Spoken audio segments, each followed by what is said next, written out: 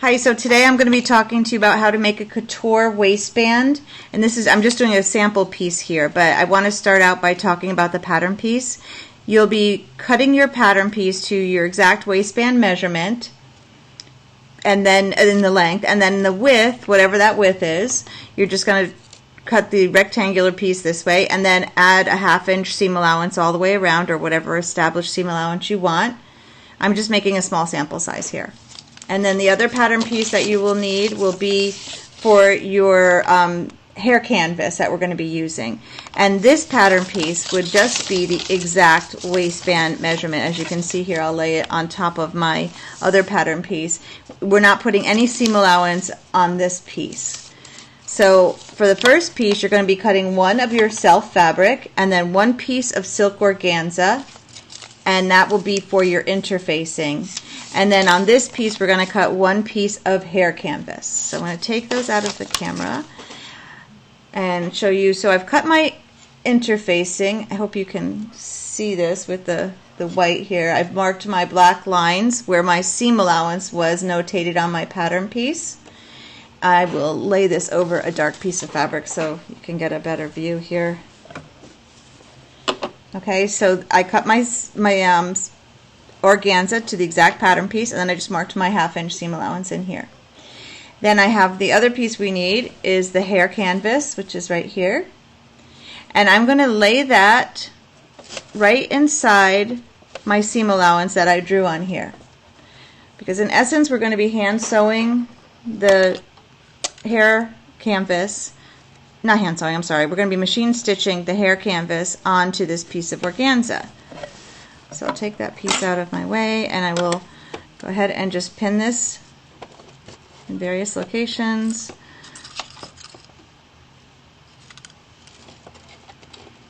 Lining it up within my lines there. And the reason we're not putting this to the end is because we want to avoid having this extra bulk when it's stitched into the seam allowance of the waistband right here, right? So if we brought this all the way out, we'd have this hair canvas, which is a little thicker than some interfacings, and that would add some bulk. Okay, so the next step we're going to do is we are going to machine stitch this down really close to the edge.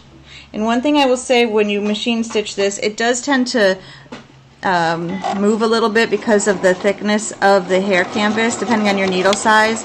So it might look like it's just zigging a little bit here and there, but that's perfectly fine.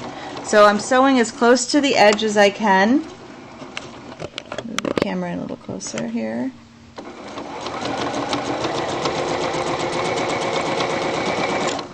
I'm going to go all the way around.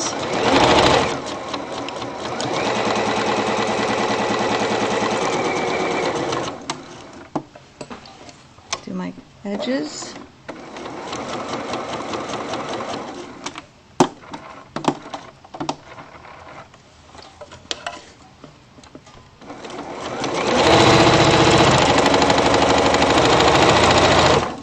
So everything's safe.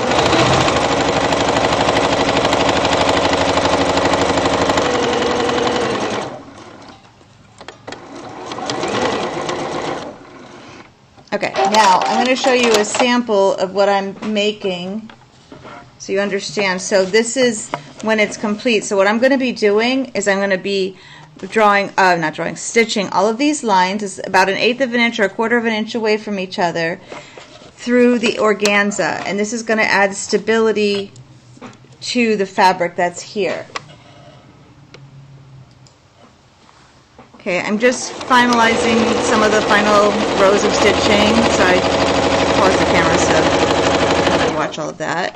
But what I'm trying to do is get them as close together as possible without stitching over them. And what it's almost like a quilting. You're adding stability to the layers of the interfacing and the fabric without adding like bulk.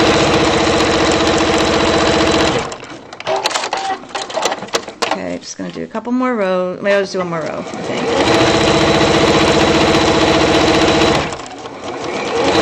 I don't know if you can see as I'm trying to sew straight, but the needle goes, like, there's big grooves in here, and there's a little bit of a sizing on it. So don't worry if it goes a little in and out. It's fine. Okay, so got this piece ready, right? And this is how it looks on the back. I have white thread on the back. And my seam allowances are free. So I'm going to take my other piece of fabric, which is the main fabric of my garment. This is I'm sewing on the wrong side here, or I'm going to lay it on, this is the right side. So I have it marked. I'm going to go ahead and lay this centered over the piece of fabric. So the organza is the same size as your main fabric underneath. I'm just going to pin it.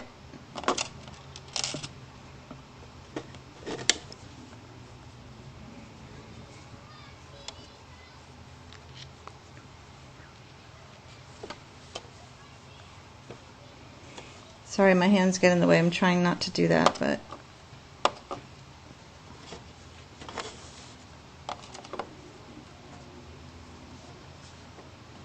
okay. So you make sure that's secure, and now I'm going to go ahead with a larger stitch. I'm going to machine baste right outside the edge of the hair canvas. Oops. So I said machine baste, you could hand baste, but in this case I don't think you need to. Which I know I always say hand baste. Okay, so I'm just going to stitch with, I'm using like a 3.4 on the home sewing machine. That would be like a 3 on your industrial.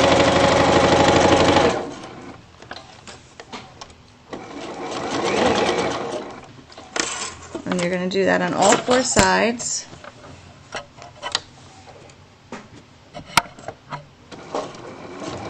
Right outside the hair canvas.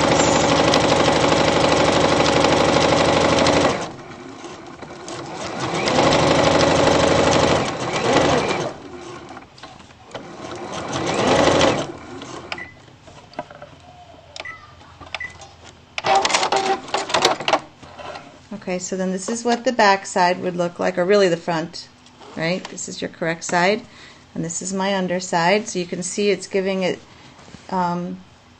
some stability. Hopefully you can see that in the camera, right? Okay, now I'm going to go to the next step. You're going to cut a piece of your Petersham ribbon or grosgrain. I'm using grosgrain for this sample, but normally I would recommend the Petersham.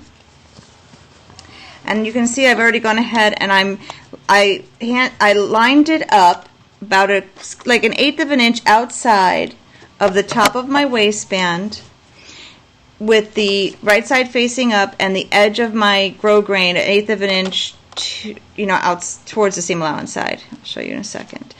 And then I did that all the way down, and I hand basted it. So the back side will look like this. Okay, I have my basting stitch here. And now I'm going to go ahead and, after I hand basted it, I'm going to go ahead and stitch it down.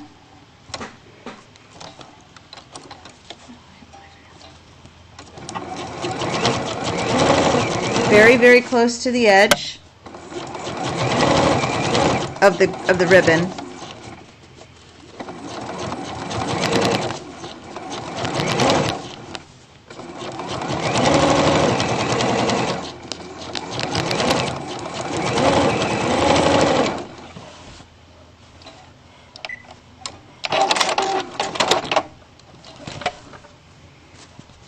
Okay, so it should look like this. And I'm going to go ahead and take out my basting stitches.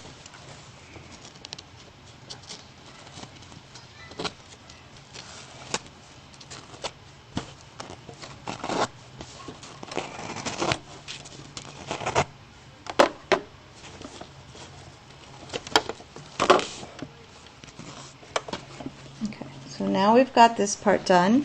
And what the whole point of this was to be able to roll it back, and you can see like where the machine basting stitch was here from the front, and then let me show it to you this way, and then I'd be rolling this back, and I just want that ribbon to come back off of the brown part of the fabric, so that when I look at it from the front, I don't see the ribbon. You still see my machine basting, that come out last. So again, this is how it should look in the back. Now I'm going to go ahead and attach my waistband at the bottom part of the waistband to the top part of my skirt, and you're going to pin that on and hand baste it and sew right at your seam allowance. Whoops, and bring your machine back down to the regular stitch.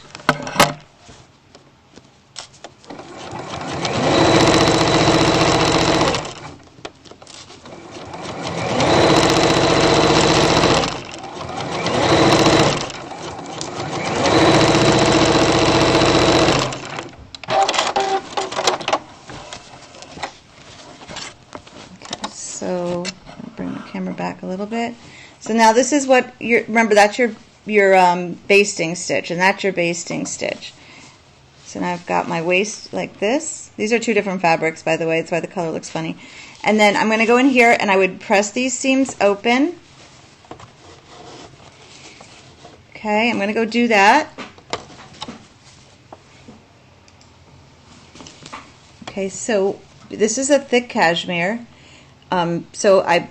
It's not going to look as pressed in the video, but it is pressed. So I press the seams open,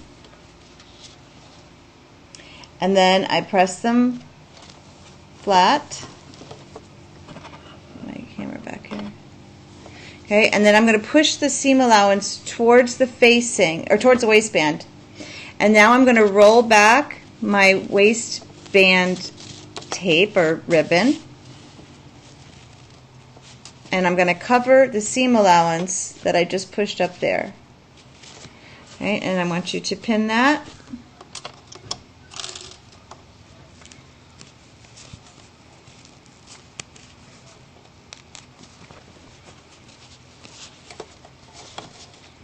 Making sure that the seam allowance stays up.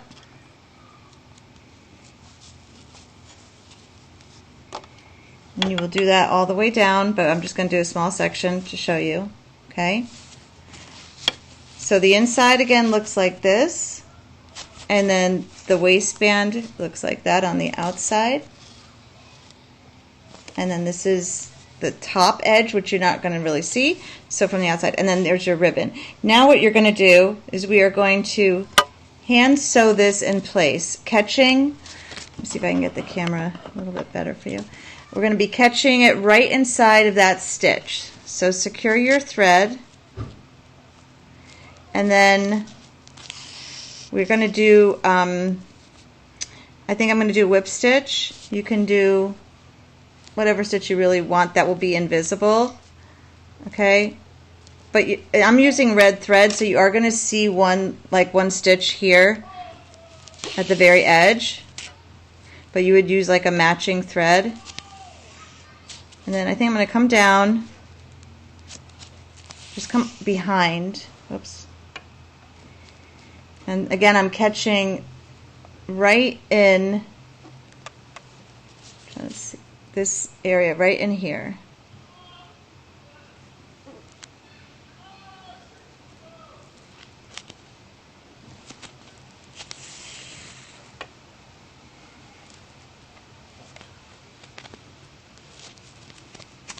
Okay, I won't do any more. I just want you to get the idea here. Right, so you're just going to catch it, but catching it onto the seam allowance, not on your garment. And then the front, you won't see anything. And that's it. And that gives you a really nice finish on the inside of your trousers or your skirt. It's comfortable, it's pretty, it's stable, and it's not bulky.